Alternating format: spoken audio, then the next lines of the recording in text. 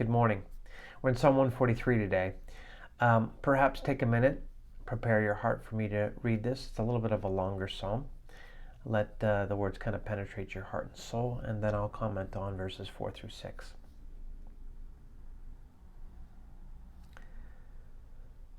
Lord, hear my prayer.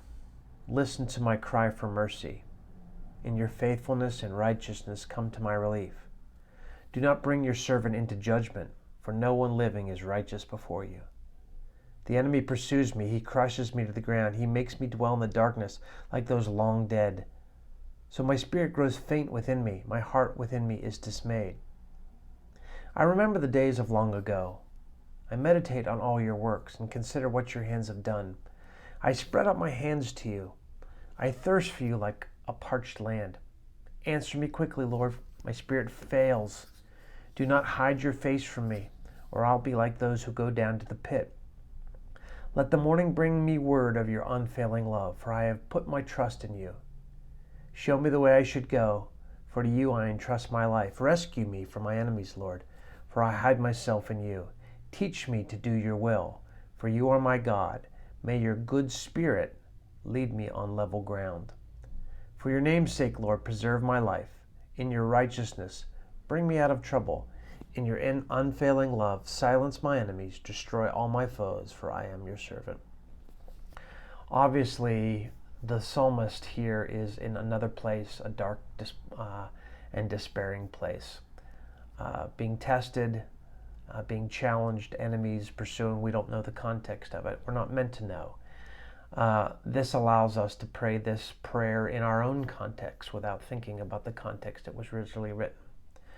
What I like here is there's a hint of a spiritual discipline here, a practice that the psalmist has perhaps pursued and uses in times such as this that could be helpful to all of us.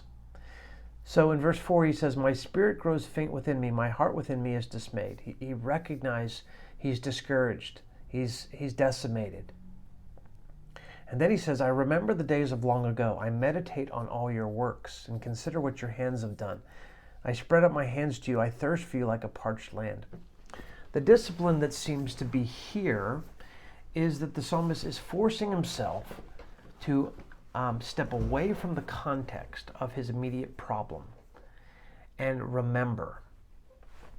A version of this is counting your blessings, but I think here what we're talking about is he is forcing himself to recall over his whole life when and how God has been faithful and gotten him out of trouble. When God has answered his prayer, when God has relieved his suffering, when God has resolved a problem. He's making himself think through his own personal history and perhaps the history of Israel and perhaps even the creative works of God in the world. And so he's thinking outside of his eyes, so navel gazing, oh my, problems are so hard. And then he begins to dwell on the goodness of God, the character of God, the nature of God, his history with God. He's recounting God's goodness and faithfulness. What does that do? Well, it makes you project hope into the situation in which you're in. If God has done these things before, what would mean, why would he not again answer me in my distress? Why would he not come to my aid? The memory of God's healing and deliverance and salvation actually can, in a moment's time, give us confidence that he'll get us through.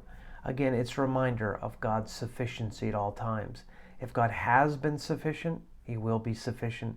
It's in his nature. The Lord is faithful.